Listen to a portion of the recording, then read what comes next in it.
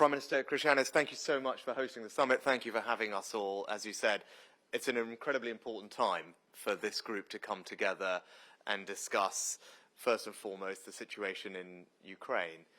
And Vladimir and his people have really, I think, inspired us all. And they've demonstrated that thanks to their determination, Putin is realizing that he cannot win on the battlefield. And that means he's now escalating the conflict in a way that is bringing about, quite frankly, appalling consequences for the people of Ukraine. I saw it myself when I visited recently, and I'm sure we'll hear more about it soon.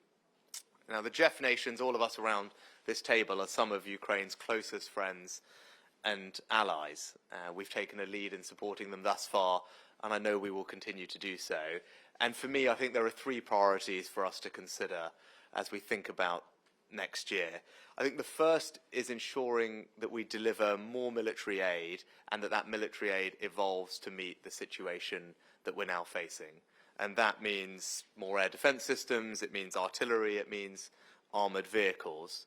For our part in the United Kingdom, we've pledged to match or exceed the £2.3 billion in aid that we provided this year, next year, and I would very much hope and encourage others around the table to do whatever they can to continue the strong support.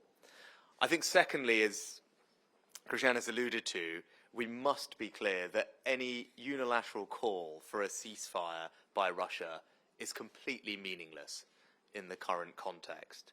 I think it would be a false call. It would be used by Russia to regroup, to reinforce their troops.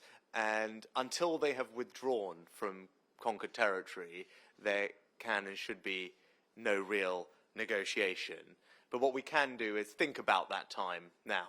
Think about what we will do with regard to security assurances, and that is the planning that I think this group can play an important part in. And I think thirdly and lastly, we must continue to focus on degrading Russia's capability to regroup and to resupply.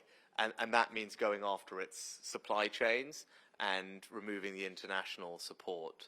Particularly, I'm thinking of Iran and the weapons that it's currently providing to Russia, which we should be very strong about calling out, as we have done in the United Nations.